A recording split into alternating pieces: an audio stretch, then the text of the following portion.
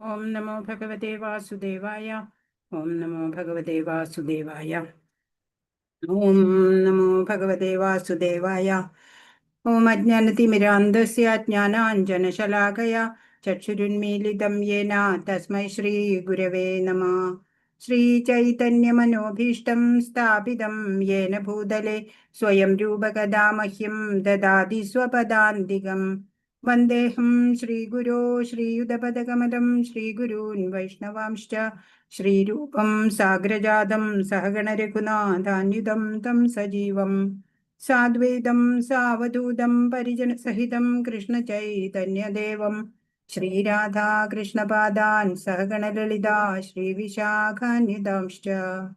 ഹേ കൃഷ്ണ കരുണാ സിന്ധോ ദീനബന്ധോ ജഗത്പതേ ഗോപേശ ഗോപികാകാന്ത രാധാകാന്ത നമോസ്തുതേ.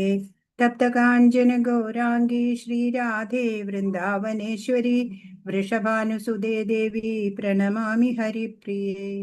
ജയ ശ്രീകൃഷ്ണ ചൈതന്യ പ്രഭു നിത്യാനന്ദ ശ്രീ അദ്വൈത ഗദാധര ശ്രീവാസാദി ഗൗരഭക്തവൃന്ദ. ഹരേ കൃഷ്ണ കൃഷ്ണ കൃഷ്ണ ഹരേ ഹരേ ഹരേ രാമ രാമ രാമ ഹരേ ഹരേ. ശ്രീ ശ്രീ രാധാ ഗോവിന്ദ് കി ജയ്. ശ്രീല പ്രഭുപാദ് കി ജയ്. ഗുരു മഹാരാജ് കി ജയ്. ഹരേ കൃഷ്ണ. എല്ലാവർക്കും പ്രണാമം. ഹരേ ഹരേ കൃഷ്ണ. പ്രണാമം ഹരേ മാധവ്. എല്ലാവർക്കും പ്രണാമം. ഹരേ കൃഷ്ണ. ശ്രീ ശ്രീ രാധാ ഗോവിന്ദ് ടെമ്പിൾ ഈസ്കോൺ മാംഗ്ലൂരിൽ നിന്നുള്ള ഭഗവത്ഗീത പഠന ക്ലാസ്സിലേക്ക് എല്ലാവർക്കും സ്വാഗതം. നമ്മൾ 10ാമത്തെ അധ്യായമാണ് അല്ലെ നോക്കിക്കൊണ്ടിരിക്കണത്. വിശേഷപ്പെട്ട വിഭൂതികളെ കുറിച്ചൊക്കെ ഒരു സൂചന നൽകാം എന്ന് ഭഗവാൻ പറയാണ്. അപ്പോൾ ഭഗവാന്റെ ദിവ്യ വിഭൂതികളെ തിരിച്ചറിഞ്ഞ് അംഗീകരിക്കാൻ സാധിച്ചാല് നമുക്ക് പിന്നെ ഭയം ദുഃഖമൊന്നും ഉണ്ടാവില്ല അല്ലേ. അപ്പോൾ ആ ഭഗവാന്റെ ആ കാരുണ്യത്താല് നമ്മൾ ഒക്കെ സുഖമായിരിക്കുകയാണ് എന്നുള്ള കൃതജ്ഞത എപ്പോഴും നമുക്ക് ഭഗവാനോട് ഉണ്ടാവണം. അതിനാണ് എപ്പോഴും ഭഗവാനെ സ്മരിക്കാൻ വേണ്ടിയിട്ടാണ് ഇവിടെ നമ്മുടെ ചുറ്റുമുള്ള എല്ലാ വിഭൂതികളും ഭഗവാന്റെ തന്നെ ശക്തിയാണ് എന്ന് നമുക്ക് കാണിച്ചു തരികയാണ്. ഹരേ കൃഷ്ണ. പോകാം നമുക്ക് ഈ അധ്യായത്തിലേക്ക്.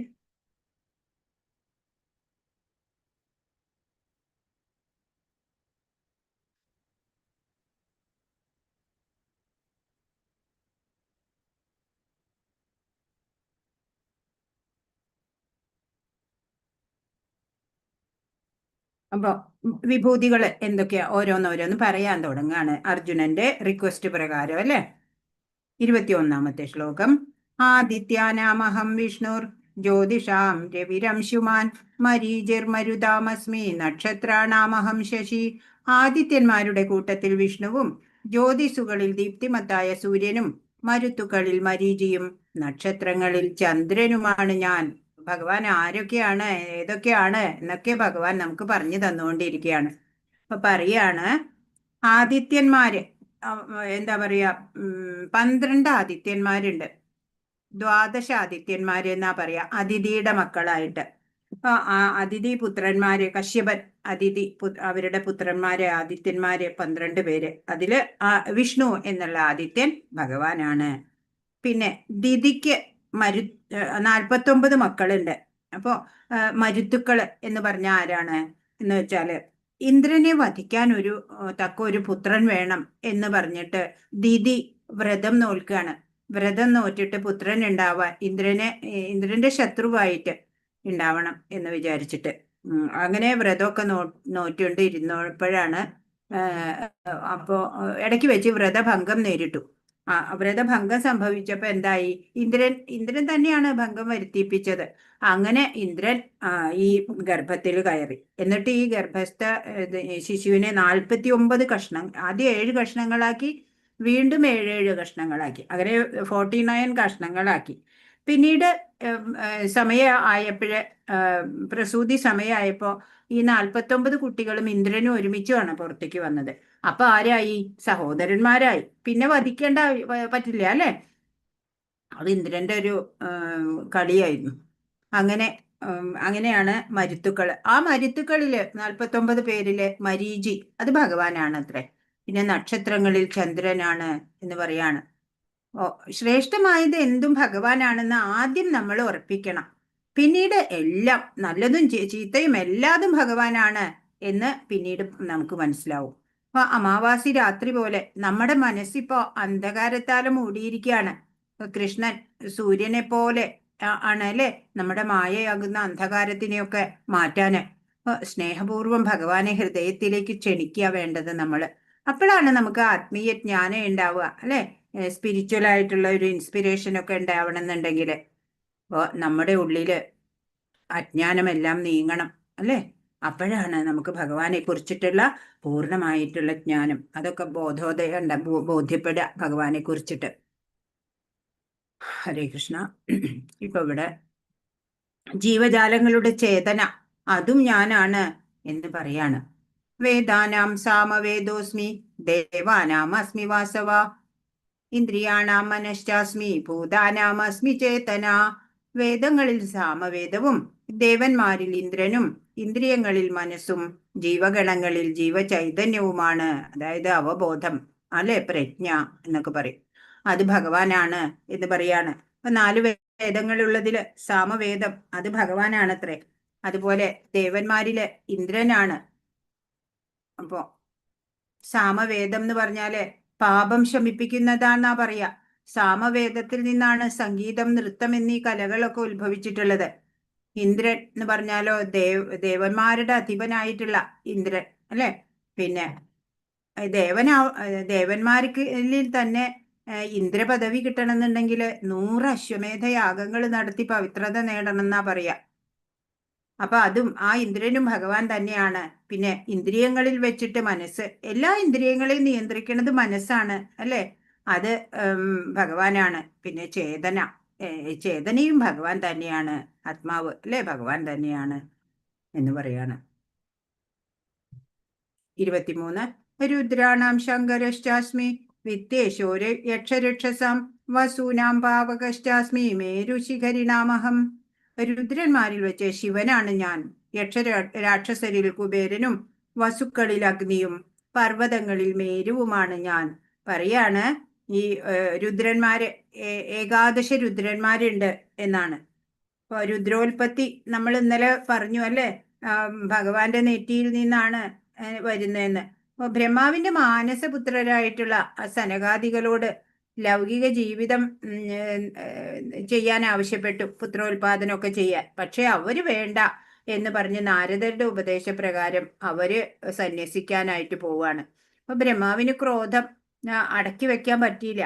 അങ്ങനെ ദേഷ്യം കൊണ്ട് ഭ്രൂമധ്യത്തിൽ നിന്ന് അഷ്ടവസുക്കള് ഉണ്ടായി എന്നാ പറയാ. അഗ്നി, വായു, ദ്യോവ്, നക്ഷത്രങ്ങള്, പൃഥ്വി, ചന്ദ്രൻ, പിന്നെ 11 ആദിത്യന്മാര്, ഇതൊക്കെ ജനിച്ചത് അങ്ങനെയാണെന്നാണ് പറയണത്.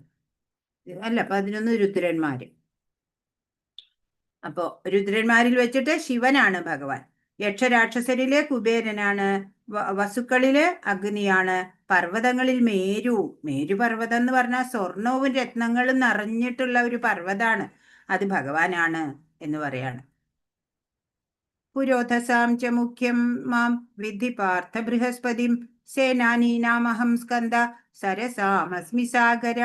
ഹേ അർജുന, പുരോഹിതന്മാരിൽ പ്രധാനിയായ ബൃഹസ്പതി, അതായത് ദേവ ഗുരുവാണ് ബൃഹസ്പതി, ദേവന്മാരുടെയും ഗുരു ആചാര്യനായിട്ടുള്ള ആ ബൃഹസ്പതി അത് ഭഗവാനാണ്. സേനാധിപരിൽ കാർത്തികേയൻ, അപ്പൊ ദേവന്മാരുടെ ആചാര്യൻ ബൃഹസ്പതി അല്ലെ. പാണ്ഡിത്യം, എല്ലാ വിഷയങ്ങളിലും പാണ്ഡിത്യമുള്ള ആചാര്യനാണ്, അതുകൊണ്ട് അത് ഭഗവാനാണ്.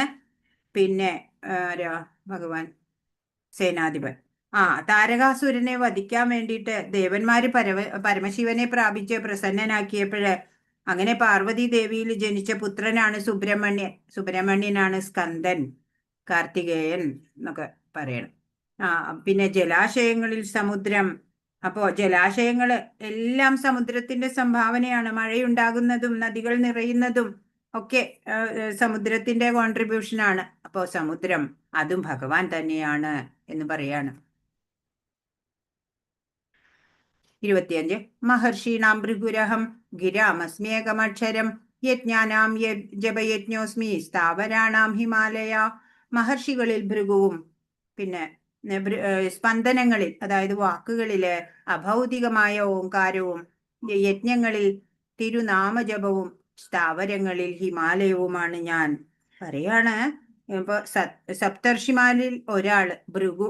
അപ്പോ ഭൃഗുമുനിയുടെ കഥ പറയുകയാണെന്നുണ്ടെങ്കിൽ ബ്രഹ്മാവിന്റെ മാനസപുത്രനാണ് ഭൃഗു. കേമന അദ്ദേഹം ഒരിക്കല് സപ്തർഷികളൊക്കെ കൂടി ഇങ്ങനെ ഡിബേറ്റ് നടത്തുമ്പോ ചർച്ചാ വിഷയമായി എന്ത് ത്രിമൂർത്തികളിൽ ആരാണ് സത്വഗുണ പ്രധാനിയായിട്ടുള്ളത് എന്നുള്ളത്. അപ്പോഴത് ഒരാൾ പറഞ്ഞു വിഷ്ണുവാണ്, ഒരാൾ പറഞ്ഞു ശിവനാണ്, ഒരാൾ പറഞ്ഞു ബ്രഹ്മാവാണ്. അപ്പൊ അതെങ്ങനെ അത് പരീക്ഷിച്ചറിയാം? അതിനു വേണ്ടിയിട്ട് ഭൃഗുവിനെ ഏർപ്പാടാക്കി. അങ്ങനെ ഭൃഗു മഹർഷി പോയി. ആദ്യം പോയത് ശിവന്റെ അടുക്കലേക്കാ. അപ്പൊ ശിവൻ എന്താ ചെയ്യണേ? പാർവതി ദേവിയെ മടിയിൽ ഇരുത്തിയിട്ട് അവിടെ കഥകളൊക്കെ പറഞ്ഞ് അങ്ങനെ ഉല്ലസിക്കുക. അത് കണ്ടപ്പോ ഈ ഭൃഗു മഹർഷി പറഞ്ഞു, ഏയ് തമോ ഗുണാണ് ശിവന്, പറ്റില്ല. അങ്ങനെ ബ്രഹ്മാവിന്റെ അടുക്കൽ പോയി. അവിടെയും ഏതാണ്ട് ഇതേപോലെയൊക്കെ തന്നെയായിരുന്നു സ്ഥിതി. അവിടെ നിന്നും പോന്നു. അതും കഴിഞ്ഞ് വിഷ്ണുവിന്റെ അടുക്കൽ പോയി. വിഷ്ണുവിന്റെ അവിടെ എത്തിയപ്പോ ഭഗവാനാണെങ്കിൽ അവിടെ എന്താ പറയാ ലക്ഷ്മി ദേവിയാലെ പാദ സേവയൊക്കെ ചെയ്യപ്പെട്ട് ഇങ്ങനെ നിദ്രയിലായിരുന്നു. അപ്പോള് ഇദ്ദേഹം കടന്നു വന്നപ്പോഴും ഉണർന്നില്ല എന്ന് കണ്ടപ്പോ ഭൃഗു മഹർഷി ആ വിഷ്ണുവിന്റെ വക്ഷസില് ചവിട്ടി, കാലുകൊണ്ട് ചവിട്ടി. വജ്രം പോലെ ബലമുള്ള കാലാ. ആ കാലുകൊണ്ട് ചവിട്ടിയപ്പോ ഉണർന്നു. വിഷ്ണു ഉണർന്നിട്ട് പറഞ്ഞു, ഓ അങ്ങ് വന്നോ, ഞാൻ അറിഞ്ഞില്ല, അങ്ങയുടെ പാദം വേദനിച്ചോ എന്ന് പറഞ്ഞിട്ട് വിഷ്ണു തലോടി കൊടുക്കുകയാണ് ഭൃഗു മഹർഷിക്ക്. അത് അങ്ങനെ ആ ചവിട്ടിയ പാടാണത്രേ ശ്രീവത്സം എന്ന മറുക്. അതിപ്പോഴും അല്ലെ വിഷ്ണുവിന്റെ മറുക് ശ്രീവത്സം നമുക്കറിയാം. അത് അപ്പോ അങ്ങനെ അദ്ദേഹം പറഞ്ഞു, അദ്ദേഹത്തിന് ഇപ്പൊ ഉറപ്പായി വിഷ്ണുവിനാണ് സത്വഗുണം കൂടുതൽ അല്ലെ, ക്ഷമയും എല്ലാം ഉണ്ട്, സംയമനവും എല്ലാം ഉണ്ട്. അങ്ങനെ അദ്ദേഹം തിരിച്ചു പോയി. അവര് തമ്മിലുള്ള ആ ഡിബേറ്റിൽ തീരുമാനമായി. ഇവിടെ എന്താ നടക്കണേ? ഇവിടെ ലക്ഷ്മി ദേവി ആകെ പരിഭവത്തിലായി.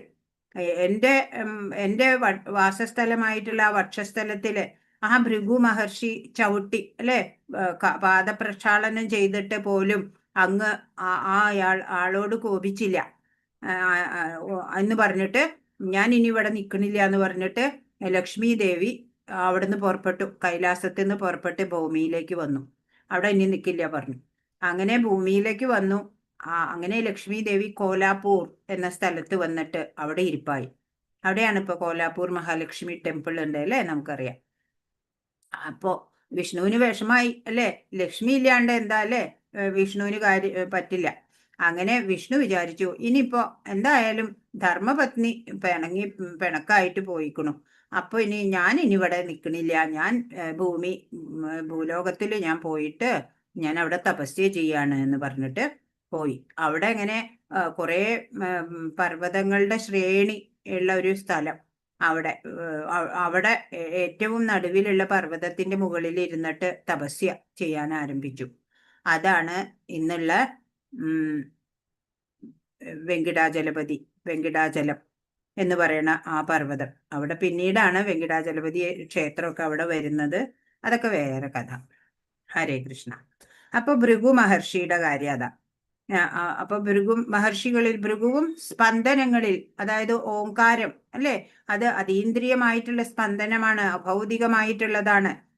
അത് എല്ലാ വേദമന്ത്രങ്ങളിലും മുമ്പിലെ ഓംകാരമാണ്. ഓംകാരം നീട്ടി ഉച്ചരിച്ചു കൊണ്ട് തന്നെ മുനിമാര് ആത്മസാക്ഷാത്കാരം നേടുന്നുണ്ട്. അത്ര ശ്രേഷ്ഠമായിട്ടുള്ള വാക്കാണ് ഓംകാരം. യജ്ഞങ്ങളിൽ തിരുനാമജപം നമുക്കറിയാലേ, ഭഗവാന്റെ നാമം ജപിക്കുക എന്നുള്ളത് ഏറ്റവും പരിപാവനമായിട്ടുള്ള യജ്ഞമാണ്. സ്ഥാവരങ്ങളിൽ ഹിമാലയം, അത് ഭൂമിയിൽ സ്ഥിരമായി നിൽക്കുന്നവയിൽ ഏറ്റവും ശ്രേഷ്ഠമായിട്ടുള്ളത് ഹിമാലയമാണ്, അതും ഭഗവാനാണ്. ഇപ്പോ ഭൃഗു മഹർഷിയുടെ ശ്രേഷ്ഠത കാണിച്ചു അല്ലെ, അത് ഭഗവാനാണ്. പ്രണവമന്ത്രം, ഓങ്കാര ഉപാസന, അതുകൊണ്ട് തന്നെ സാക്ഷാത്കാരം ലഭിക്കുന്നതാണ്. അപ്പൊ പിന്നെ നാമജപം എന്ന സാധനയാല് ഭഗവാനെ ലഭിക്കും എന്നുള്ളത് നമുക്കറിയാം. അപ്പൊ അതെല്ലാം ഹിമാലയം, അതെല്ലാം ഭഗവാനാണ് എന്നിവിടെ പറഞ്ഞു തരാണ്. ചില യജ്ഞങ്ങളിൽ ജന്തുഹിംസ പതിവുണ്ട്. ഈ ജപയജ്ഞത്തിലാകട്ടെ ഹിംസയുടെ പ്രശ്നമേ ഇല്ല. ഏറ്റവും ലളിതവും പവിത്രവുമാണ് ഈ യജ്ഞം അല്ലെ. So simple. ഈ നാമം ജപിക്കുക അത്രേ വേണ്ടൂ. പക്ഷെ അതിന്റെ റിസൾട്ടോ വലിയതാ. 26 അശ്വത്ഥ സർവവൃക്ഷാണാം ദേവർഷീണാം ച നാരദ ഗന്ധർവാണാം ചിത്രരഥ സിദ്ധാനാം കപിലോ മുനി. വൃക്ഷങ്ങളിൽ അശ്വത്ഥവും ദേവർഷിമാരിൽ നാരദനും ഗന്ധർവന്മാരിൽ ചിത്രരഥനും യോഗസിദ്ധി നേടിയവരിൽ കപിലമുനിയും ഞാനാണ്. അപ്പോ വൃക്ഷങ്ങളില് വെച്ചിട്ട് അശ്വത്ഥം എന്ന് വെച്ചാ ചിരഞ്ജീവിയാണ്. അശ്വത്ഥ വൃക്ഷത്തിന് നാശമില്ല എന്നാ പറയാ. അത് ഭഗവാനാണ് എന്ന് പറയാ. ദേവന്മാരില് ഋഷിയായി തീരുന്നത് ദേവർഷി എന്ന് പറയും, നാരദൻ. അത് ഭഗവാനാണ്. ഗന്ധർവന്മാരില് കശ്യപപുത്രനായിട്ടുള്ള ചിത്രരഥൻ, അത് ഭഗവാനാണ്. പിന്നെയോ യോഗസിദ്ധി നേടിയവരിൽ കപിലമുനി എന്ന് പറഞ്ഞാൽ സാഖ്യ യോഗത്തിന്റെ ഉപജ്ഞാതാവാണ് കപിലമുനി, അതും ഭഗവാനാണ് എന്ന് പറയാണ്. ഉച്ചൈശ്രവസമശ്വാനാം വിധി മാമൃതോദ്ഭവം ഐരാവതം ഗജേന്ദ്രാണാം നരാണാം ച നരാധിപം. അശ്വങ്ങളിൽ ഞാൻ ഉച്ചൈശ്രവസ്, അമൃതം നേടാനായി കലക്കപ്പെട്ട സമുദ്രത്തിൽ പിറന്ന കുതിര ആണ്. ആനകളിൽ ഇന്ദ്രവാഹനമായ ഐരാവതവും മനുഷ്യരിൽ രാജാവുമാണ് ഞാൻ.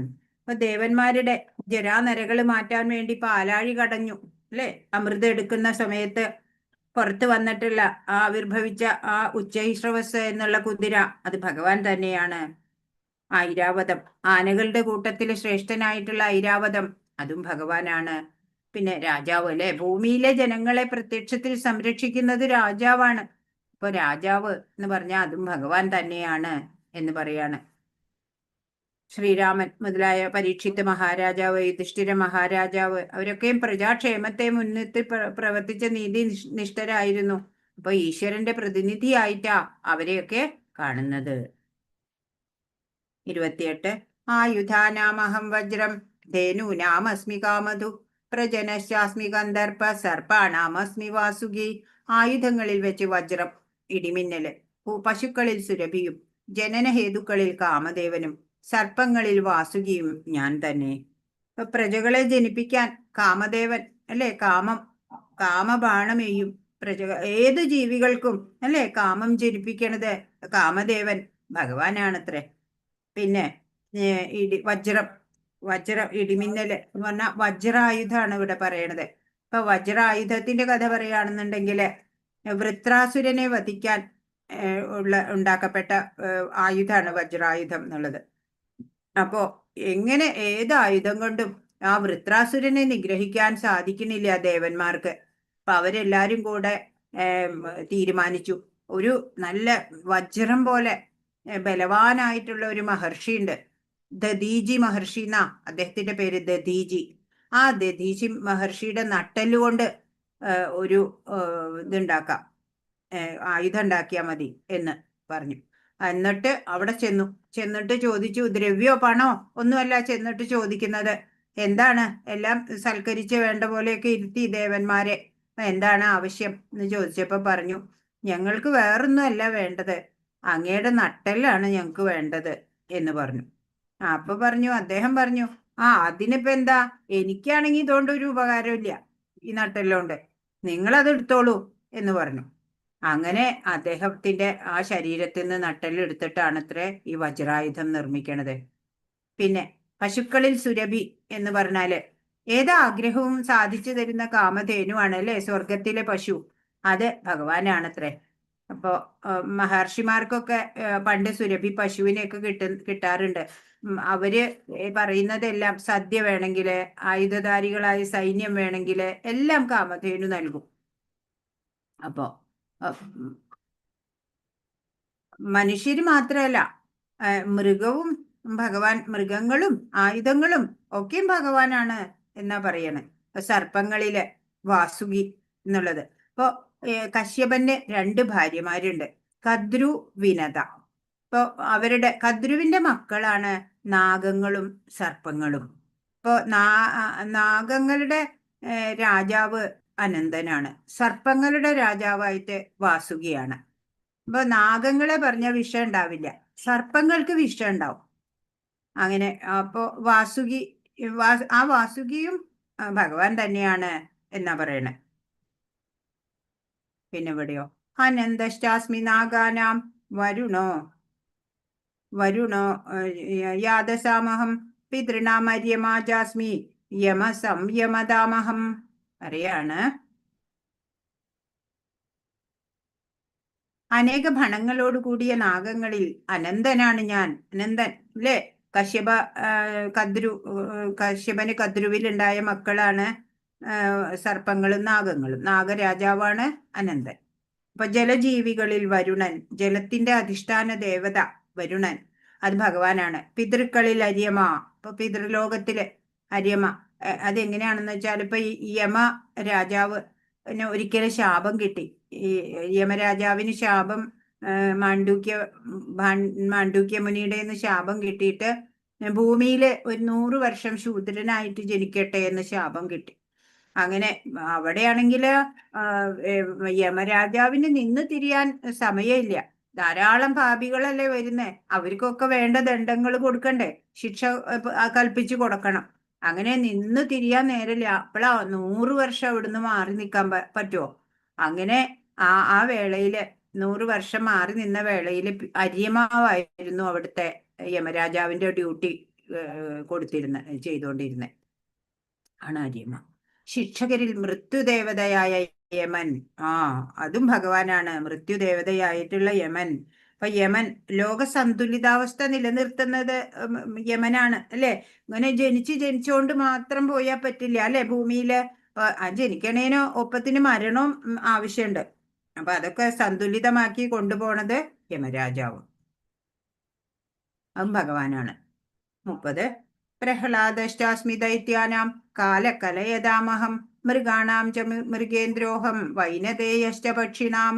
ദൈത്യന്മാരിൽ ഞാൻ ഭക്തപ്രഹ്ലാദൻ, കീഴ്പ്പെടുത്തുന്നവയിൽ കാലം, വന്യമൃഗങ്ങളിൽ സിംഹം, പക്ഷികളിൽ ഗരുഡൻ.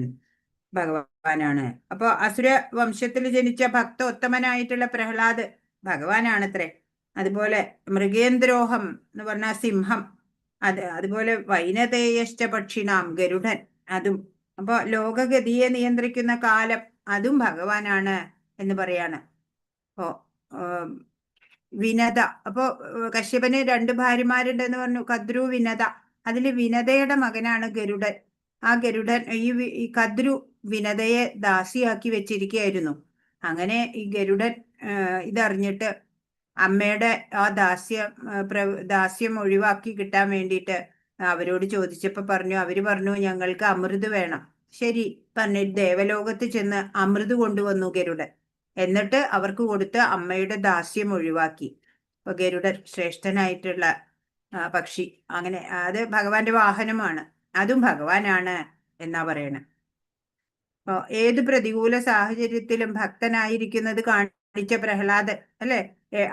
സ്വന്തം പിതാവിനാലെ അനേക വിധത്തില് എന്താ പറയാ വധിക്കപ്പെടാൻ ഒക്കെ ശ്രമിക്കപ്പെട്ടു. പക്ഷെ അതിലൊന്നിലും അവര് വിജയിച്ചില്ല അല്ലെ? ഭക്തി കൊണ്ട് പ്രഹ്ലാദനാണ് വിജയിച്ചത് എല്ലായിടത്തും. ആ പ്രഹ്ലാദൻ ഭഗവാനാണ്.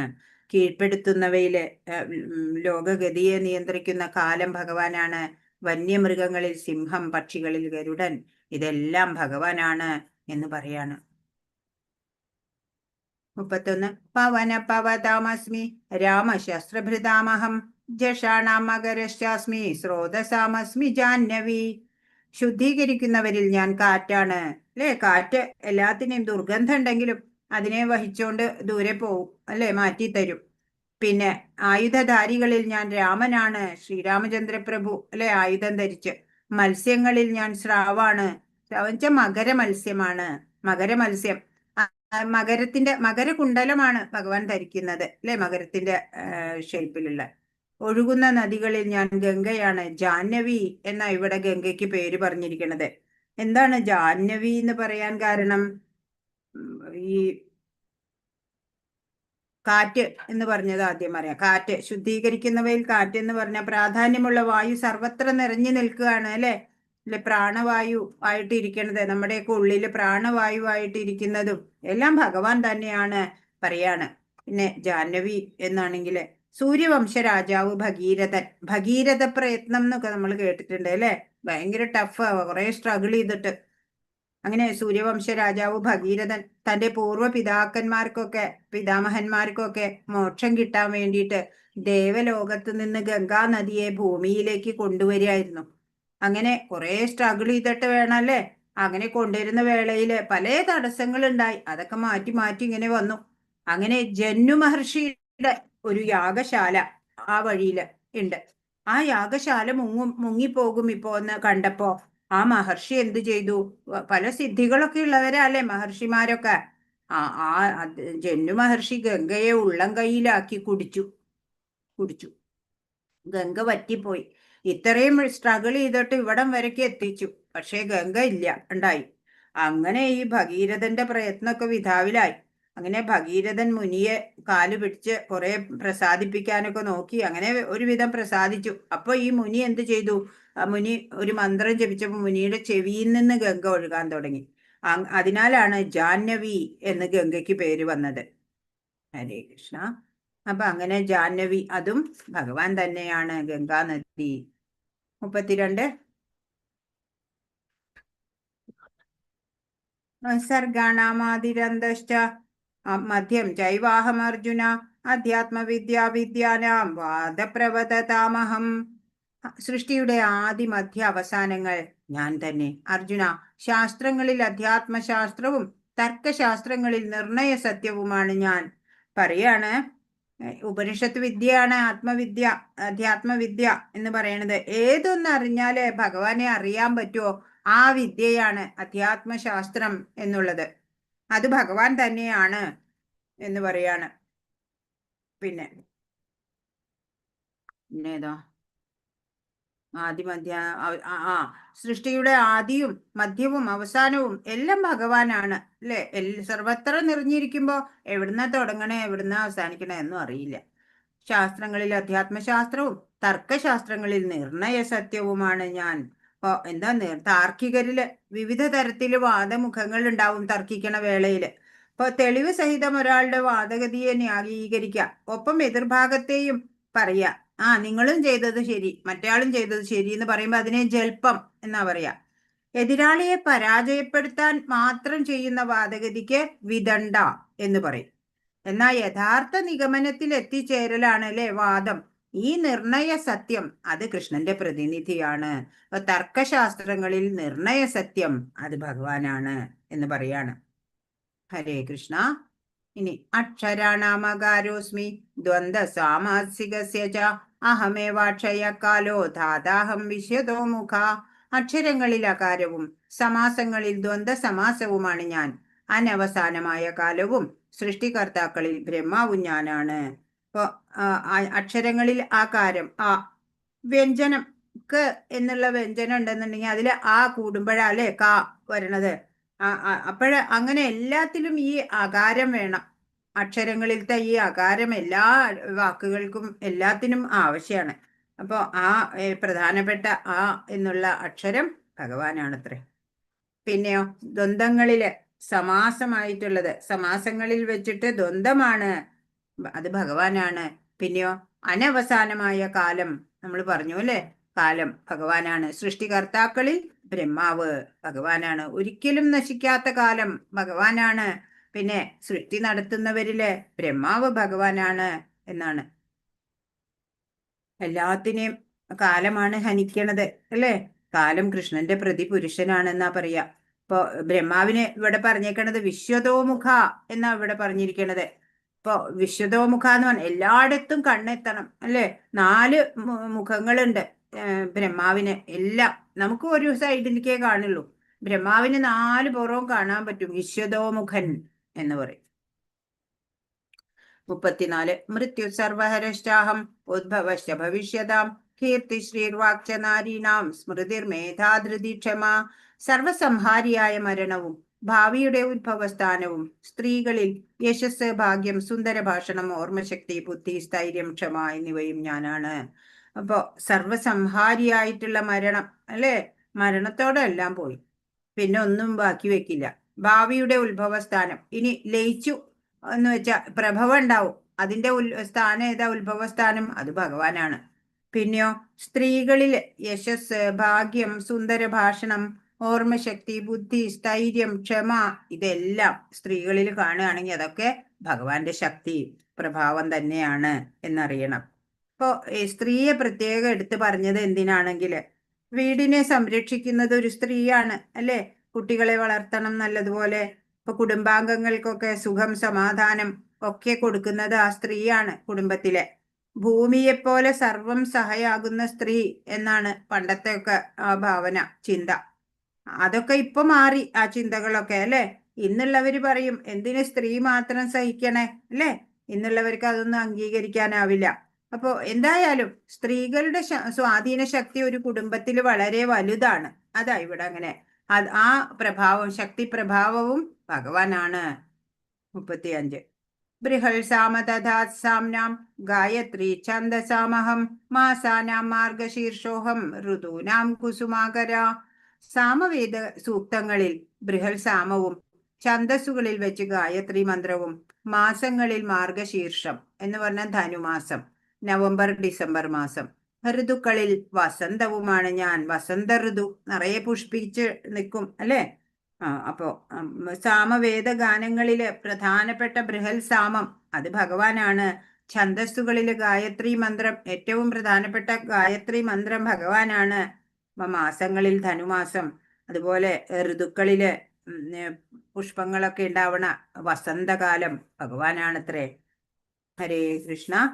അപ്പോ നല്ലത് അല്ലേ. ഇപ്പൊ ഇനി എന്താ പറയാ, ലാംഗ്വേജിൽ ഏതാ നല്ല ലാംഗ്വേജ് എന്ന് ചോദിക്കുകയാണെങ്കിലോ അതും ഭഗവാനാ അല്ലേ. സംസ്കൃതം എന്ന് പറയുന്നതാണ് ഏറ്റവും നല്ല ലാംഗ്വേജ് എന്നാ പറയാ. എന്താ കാരണം? സംസ്കൃതത്തിലുണ്ടല്ലോ എത്ര മോശപ്പെട്ട, സംസ്കൃതത്തിലെ ഈ വഴക്ക് പറയാനോ മോശം വാക്കുകളൊന്നും ഉച്ചരിക്കാൻ ഇല്ല, അതിനകത്ത് ഇല്ല മോശം വാക്കുകള്. ഇപ്പൊ കഠിന വാക്കുകൾ പറയാണ് ഉദ്ദേശിച്ച് പറയുകയാണെങ്കിൽ പോലും അത് നമുക്ക് സോഫ്റ്റ് ആയിട്ടേ തോന്നുള്ളൂ. ഇപ്പോ നമ്മള് കഴുത, ഇതേ ഡോങ്കി എന്നൊക്കെ ദേഷ്യം വരുമ്പോ അവനൊരു കഴുത എന്നൊക്കെ പറയും അല്ലെ. പക്ഷെ സംസ്കൃതത്തിലെ കഴുതയ്ക്ക് എന്താ പറയാന്നറിയോ? വൈശാഖനന്ദൻ എന്നാ പറയാ. അതിപ്പോ നമ്മളിപ്പോ ആരെങ്കിലും കഴുതാന്ന് പറയണതിന് പകരം വൈശാഖനന്ദൻ എന്നൊക്കെ വിളിച്ച അയാള് അല്ലേ എന്ത് സന്തോഷത്തോടെ വിളി കേൾക്കും, കവിതാരചനയാന്നൊക്കെ വിചാരിച്ചിട്ട്. അതുപോലെ സിഗരറ്റിന് എന്താ സംസ്കൃതത്തിൽ പറയാ? ശ്വേതപത്രമണ്ഡിത ധൂമ്രശലാഖ, അതാ പറയാ സിഗരറ്റിന്. അങ്ങനെ എല്ലാം നല്ല കാവ്യാത്മകമായ വാക്കുകളാണ് സംസ്കൃതം. ഹരേ കൃഷ്ണ. 36 ദ്യൂതം ചലയതാമസ്മി തേജസ്വിനാമഹം ജയോസ്മി വ്യവസായോസ്മി സത്വം സത്വവതാമഹം. വഞ്ചകരുടെ ചൂതുകളിയും തേജസ്വികളുടെ തേജസ്സും ഞാനാകുന്നു. അപ്പൊ വഞ്ചിച്ച് ജയിക്കുന്ന കളി ഉണ്ടാവും അല്ലെ, അതും ഭഗവാനാണെന്ന്. ആദ്യം നല്ലതൊക്കെ ഭഗവാൻ എന്ന് പറഞ്ഞു, പിന്നെ മോശപ്പെട്ടതും ഭഗവാനാണെന്ന് അറിയാം. സാമർഥ്യം കൊണ്ട് ജയിക്കാം, എങ്കിലും അത് ദോഷമുണ്ടാക്കുമെന്ന് സ്വയം മനസ്സിലാക്കണം. വഞ്ചിച്ചുള്ള കളി അല്ലെ. ചിലപ്പോ സാമർഥ്യം ഉണ്ടെങ്കിൽ ജയിക്കാനൊക്കെ പറ്റും, പക്ഷെ അതും ദോഷം ഉണ്ടാക്കണതാണെങ്കിൽ പിന്നെ അത് ഉപേക്ഷിക്കണം. ഏത് വിഭൂതി വേണം അത് നമുക്ക് സ്വയം തിരഞ്ഞെടുക്കാം. എല്ലാത്തിനെ കുറിച്ച് പറയണമെന്ന് മാത്രം. ഈശ്വരനിൽ സമർപ്പണവും അധ്വാനശീലവും ഉണ്ടെങ്കിൽ എവിടെയും നമുക്ക് വിജയിക്കാം അല്ലെ. അതിനിപ്പോ വഞ്ചനയിലൂടെ വേണമെന്നില്ല. വൃഷ്ണീനാം വാസുദേവോസ്മി പാണ്ഡവാനാം ധനഞ്ജയ മുനീനാം അപ്യഹം വ്യാസ കവീനാമുശനാ കവി. വൃഷ്ണികുലത്തിൽ വാസുദേവനും പാണ്ഡവരിൽ അർജുനനും മുനികളിൽ വ്യാസനും ചിന്തകരിൽ ഉശനാ കവിയുമാണ് ഞാൻ.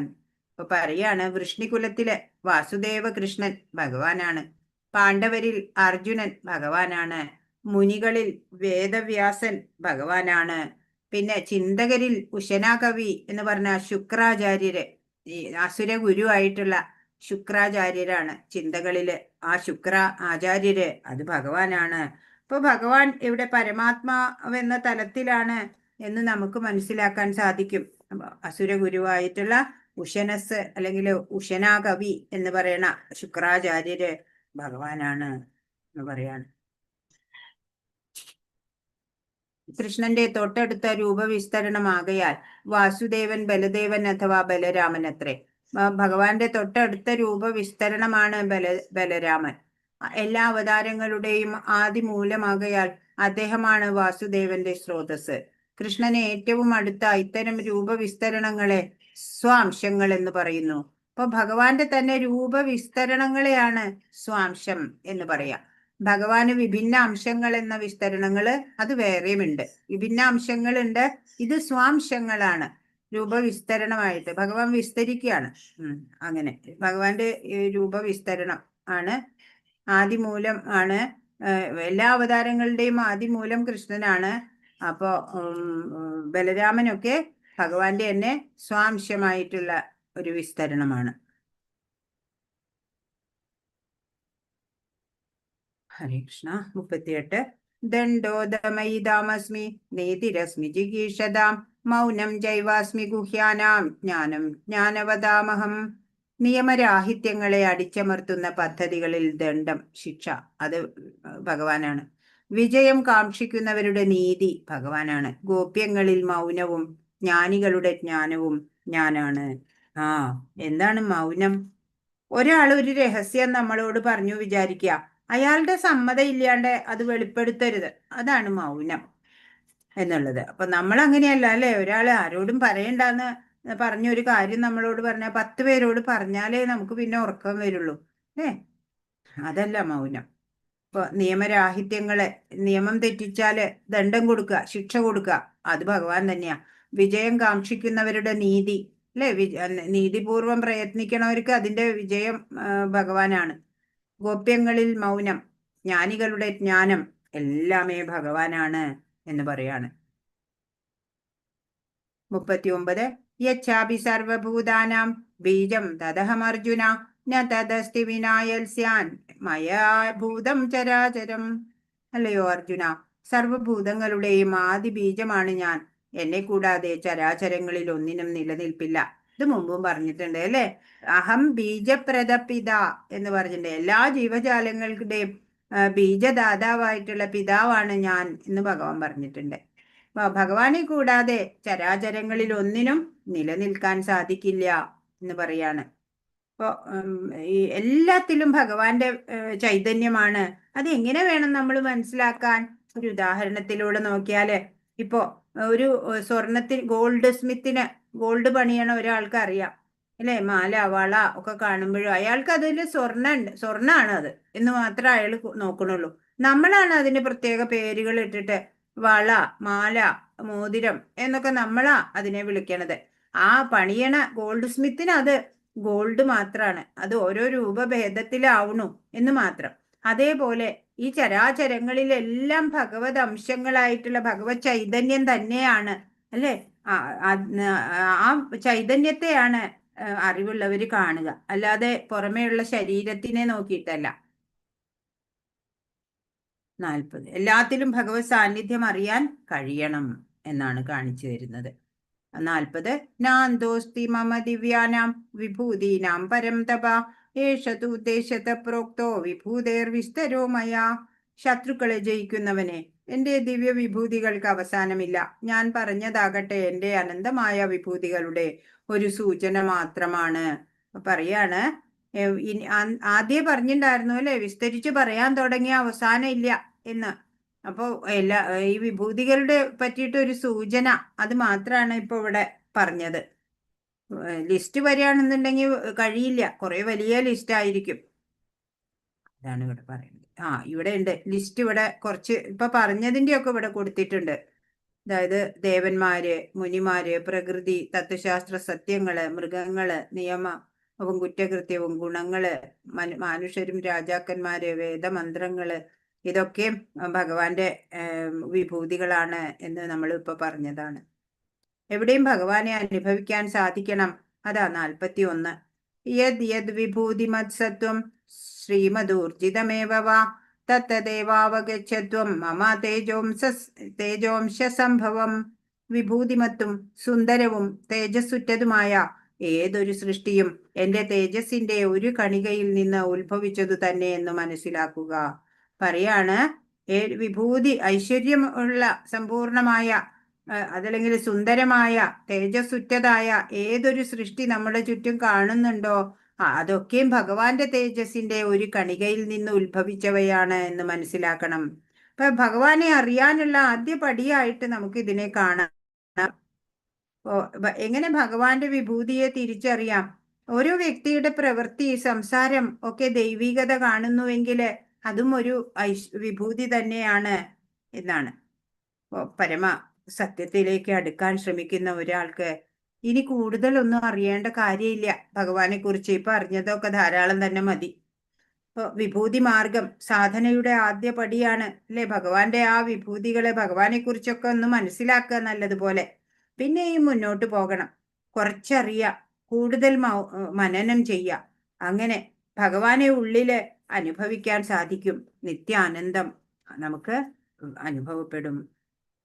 ഒരു ഭഗവാന്റെ ഒരു ചെറിയ അംശം ആണ് ഈ പ്രപഞ്ചത്തിന് നിലനിർത്തുന്നത്. ബാക്കി ഭാഗം സദാ ദിവ്യ ഭാവത്താലെ കളങ്കമില്ലാതെ വർത്തിക്കുകയാണ്. അപ്പൊ നമ്മൾ കുറച്ചറിയാം, കൂടുതൽ അനുഭവിക്കുക. അതാണ് നമ്മൾക്ക് ചെയ്യാൻ പറ്റുന്നത്. അറിയാ അഥവാ ബഹുനൈതേന കിം ജ്ഞാതേന തവാർജുന വിഷ്ടഭ്യാഹമിതം കൃഷ്ണം ഏകാംശേന സ്ഥിതോ ജഗത്ത്. ഭഗവാന്റെ ഒരു അംശശക്തി കൊണ്ടാണ് ഇതെല്ലാം നിലനിൽക്കുന്നത്. അല്ലെങ്കിൽ അർജുന, ഇനിയും വിശദമായി ഇതെല്ലാം അറിഞ്ഞിട്ട് എന്തു വേണം? എന്റെ ഒരു ചെറിയ അംശം മാത്രമാണ് ഈ മഹാപ്രപഞ്ചത്തിൽ വ്യാപിച്ച് അതിനെ നിലനിർത്തുന്നത്. ഭഗവാന്റെ ഒരു അംശശക്തി കൊണ്ട് തന്നെ ഈ മഹാപ്രപഞ്ചത്തിനെ നിലനിർത്താൻ സാധിക്കുന്നു അല്ലെ? Billions and billions of universe ഉണ്ട് അല്ലെ? ബ്രഹ്മാണ്ടങ്ങള്. അതിനെ എല്ലാം വേണ്ട രീതിയിൽ നിലനിർത്തുന്നത് ഭഗവാന്റെ ആ ശക്തിയുടെ ഒരു അംശം, ഒരു കണിക കൊണ്ടാണ് എന്ന്. അപ്പോ ഭഗവാന്റെ അനന്തമായ ശക്തി വിശേഷം എത്രയാണ് അല്ലേ? ഇപ്പോ ഒരു പിതാവ് തന്റെ സ്വത്ത് വിവരങ്ങളൊക്കെ മകനോട് വെളിപ്പെടുത്തണ പോലെയാണ് ഭഗവാൻ എല്ലാം പറഞ്ഞു തരുന്നത്. ഭഗവാനെ കുറിച്ച് പറയാൻ ഭഗവാന് മാത്രമേ സാധിക്കുള്ളൂ, വേറെ ആർക്കും സാധിക്കില്ല അല്ലെ? അതാ ഇവിടെ ഭഗവത് ശക്തിയുടെ വിഭൂതികളുടെയും ഒക്കെ വിസ്തരണങ്ങളുടെയും ഒക്കെ ശ്രദ്ധിച്ച് പഠിച്ചാൽ തന്നെ ഭഗവാന്റെ ആ സ്ഥാനം, ആ പരമോന്നത സ്ഥാനത്തിനെ കുറിച്ചിട്ട് നമ്മൾക്ക് ബോധ്യപ്പെടാൻ പറ്റും. അപ്പൊ കൃഷ്ണന്റെ മഹാവിഭൂതിയിൽ നിന്നാണ് സൂര്യന് പോലും ഉഗ്ര തേജസ് ലഭിക്കുന്നത്. അദ്ദേഹത്തിന്റെ ഒരു അംശം കൊണ്ടാണ് പ്രപഞ്ചം നിലനിർന്നു പോരുന്നതും. അതുകൊണ്ട് ഭഗവാൻ ശ്രീകൃഷ്ണൻ ആരാധ്യനാകുന്നു എന്ന് നമുക്ക് വീണ്ടും പറഞ്ഞു തരികയാണ്. മനസ്സിലാക്കേണ്ടത് അതാണ്. കൃഷ്ണൻ അസമോർധ്വനാണ്. എന്താണ് അസമോർധ്വൻ എന്ന് പറഞ്ഞാല്? ഭഗവാനെക്കാട്ടും ശ്രേഷ്ഠനായിട്ടോ തുല്യനായിട്ടോ ആർക്കും ഉണ്ടാവാൻ പറ്റില്ല, ഉണ്ടായിട്ടുമില്ല, ഇനി ഉണ്ടാവാനും പോണില്ല. അതാണ് അസമോർധ്വൻ എന്ന് പറഞ്ഞാല്. ഭഗവാനേക്കാളും ശ്രേഷ്ഠനായിട്ടോ തുല്യരായിട്ടോ ആരും തന്നെ ഇല്ല. കൃഷ്ണനെ ദേവന്മാരോട്, അതായത് ബ്രഹ്മാവോടോ ശിവനോടോ ഒക്കെ തുല്യനായി കരുതുന്നവർ ഉടൻ തന്നെ അവിശ്വാസിയായി ഭവിക്കുമെന്നാണ് പത്മപുരാണം പറയുന്നത്. പത്മപുരാണത്തിൽ പറഞ്ഞിട്ടുണ്ട്, ഈ അന്യദേവന്മാരോട് ഒപ്പത്തിന് തുല്യരായിട്ട് ഭഗവാനെ കരുതുന്നവര് പതനാണ്, അധപ്പതിച്ചു പോകും എന്ന് പറയാണ്. അവര് അവിശ്വാസിയായിട്ട് മാറും എന്ന് പറയാണ്. ഹരേ കൃഷ്ണ. അപ്പൊ ഇത്രയാണ് എന്ന് പറയാനുള്ളത്. ഹരേ കൃഷ്ണ കൃഷ്ണ കൃഷ്ണ ഹരേ ഹരേ, ഹരേ രാമ രാമ രാമ ഹരേ ഹരേ. വാഞ്ചാകൽപതരുഭ്യശ്ച കൃപാ സിന്ധുഭ്യേവ ച പതിതാനാം പാവനേഭ്യോ വൈഷ്ണവേഭ്യോ നമോ നമഃ. अनंत कोटि वैष्णव वृंद की जय, श्रीला प्रभुपाद की जय, गुरु महाराज की जय. कृष्ण. ഇന്ന് പറഞ്ഞതിൽ എന്തെങ്കിലും സംശയം ഉണ്ടെങ്കിൽ ചോദിക്കൂ. മാതാജി, 28ാമത്തെ ശ്ലോകത്തില് പ്രജന ചാസ്മി കന്ദർപ്പ, അതൊന്നും മനസ്സിലായിട്ടുണ്ടായിരുന്നു.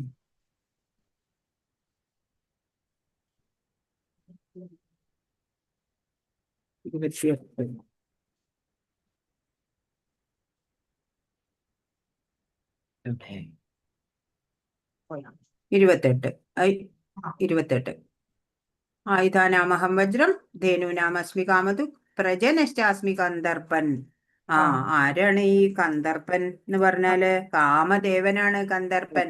അപ്പൊ ഈ എല്ലാ ജീവജാലങ്ങൾക്കും ഈ കാമവാസനകൾ കൊടുക്കുന്നത്, ആ കാമമാകുന്ന ആ വികാരം അത് കൊടുക്കുന്നത്, അതിലൂടെയാണ് അല്ലെ പ്രജകളെ സൃഷ്ടിക്കപ്പെടുന്നത്, അടുത്ത തലമുറയെ സൃഷ്ടിക്കപ്പെടുന്നത്. ആ ഇതാണ് ഇവിടെ പറയണത്. ജനനഹേതുക്കളിൽ കാമധേനു, ജനനത്തിന് അവിടെ കാമം വേണം അല്ലെ? സ്ത്രീ പുരുഷന്മാര് ഏത് ജീവികളിലായാലും അങ്ങനെ ഈ അതിന് കാമദേവന്റെ ഒരു കടക്കണ്ണ് നോട്ടം വേണമെന്നല്ലേ പറയാ. അത് ആ കാമദേവൻ ഭഗവാൻ തന്നെയാണ്. ജനന ഹേതുക്കളില് കാമദേവൻ ഭഗവാനാണ് എന്ന് പറയാണ്. അപ്പൊ പശുക്കളിൽ സുരഭി ഭഗവാനാണ് അല്ലെ. എന്ത് ചോദിച്ചാലും നൽകുന്ന കാമധേനു സുരഭി പശു അത് ഭഗവാനാണ്. ആയുധങ്ങളില് വജ്രായുധം ഭഗവാനാണ്. സർപ്പങ്ങളിൽ വാസുകി ഭഗവാനാണ്. ജനന ഹേതുക്കളിൽ കാമദേവനും ഭഗവാനാണ് എന്ന് പറയാണ്. അപ്പൊ ജനനത്തിന് ഹേതു ആവണമെന്നുണ്ടെങ്കിൽ കാമം ഉദിക്കണം അല്ലെ. അപ്പൊ കാമദേവന്റെ കടക്കണ്ണുകൊണ്ട് അമ്പെയ്യണ പോലെ കടക്കൺ നോട്ടത്താലാണ് കാമം ഉദിക്കുന്നത് സ്ത്രീ പുരുഷന്മാരില്. അങ്ങനെയാണ് അവരൊക്കെ പ്രജകള് സൃഷ്ടിക്കപ്പെടുന്നത്, അവിടെ ജനനം നടക്കുന്നത് എന്നാണ്. വ്യക്തമായോ മാതാജി? അതെ, മനസ്സിലായി. വേറെന്തെങ്കിലും ഉണ്ടോ ചോദിക്കാൻ?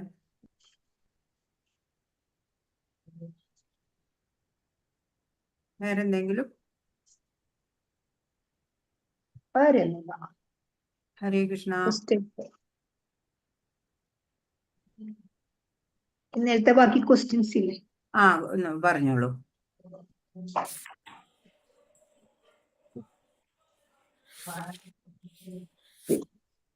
കൃഷ്ണന്റെ തൊട്ടടുത്ത ഭാവവിസ്തരണം ആരാണ്? ആരാ? ബലരാമൻ. രൂപവിസ്തരണം അല്ലേ? അതെ അതെ, സ്വാംശം. സ്വാംശങ്ങൾ ഭഗവാൻ കൃഷ്ണന്റെ ഏറ്റവും അടുത്ത രൂപവിസ്തരണങ്ങളെയാണ് സ്വാംശങ്ങൾ എന്ന് പറയുന്നത്. അതെ.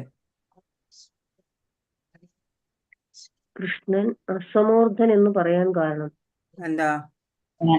ശിവന്റെ ഉത്ഭവസ്ഥാനം കൃഷ്ണനാണ്. അദ്ദേഹത്തെക്കാൾ ശ്രേഷ്ഠനോ അദ്ദേഹത്തോട് തുല്യനായോ ആരുമില്ല. അതുകൊണ്ടാണ്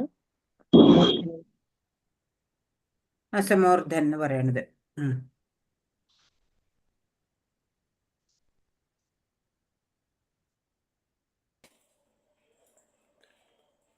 കഴിഞ്ഞു അല്ലേ?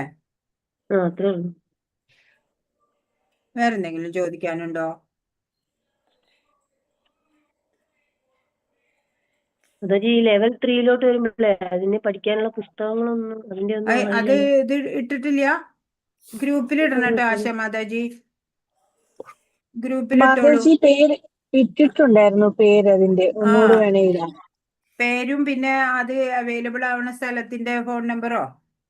അതെല്ലാം ഞാൻ ഇട്ടിട്ടുണ്ടായിരുന്നു നേരത്തെ. വേണമെങ്കിൽ ഒന്നുകൂടി ഇടാം. ആരും കാണാത്ത പോയിണ്ടാവും. അത് ആരോടാ പറയേണ്ടത്? അത് എവിടുന്നാ വരുന്നത് ബുക്ക്? അത് എല്ലാ ഇസ്കോൺ സെന്ററുകളിലും ഉണ്ടാവും. അടുത്ത ഇസ്കോൺ ഷോപ്പ് സെന്ററുകൾ ഉണ്ടെങ്കിൽ അവിടുത്തെ ബുക്ക് സ്റ്റാളിൽ ഉണ്ടാവും. അതില്ലാത്തവർക്ക് ഓൺലൈൻ ആയിട്ട് മേടിക്കാം. അപ്പൊ ആ നമ്പർ വിളിച്ചാ മതി. നമ്പറിൽ വിളിച്ചാല് വീട്ടിലെത്തിക്കും. അഡ്രസ് പറഞ്ഞു കൊടുത്താൽ മതി അല്ലേ? അതെ. ശരി. ഗ്രൂപ്പിന്ന് ലെഫ്റ്റ് ആയിട്ടുണ്ടല്ലോ. ഗ്രൂപ്പിന്ന് ലെഫ്റ്റ് ആയിട്ടുണ്ടല്ലോ, റിമൂവ് ആയിട്ടുണ്ട് ഗ്രൂപ്പിന്ന്. ആര്? ഞാൻ, പ്രസന്ന ശിവകുമാർ. ആശ മാതാജി ഒന്ന് ആഡ് ചെയ്യൂ പ്രസന്ന മാതാജിയെ. റീന മാതാജി അറിയാതെ റിമൂവ് ചെയ്താന്ന് തോന്നുന്നു. ഞാൻ ആഡ് ചെയ്യും. പ്രസന്ന ശിവ, എന്താ പേര് മാതാജി? പ്രസന്ന ശിവകുമാർ. ഓ ശരി, ആഡ് ചെയ്യൂ. വേറെന്തെങ്കിലും ഉണ്ടോ?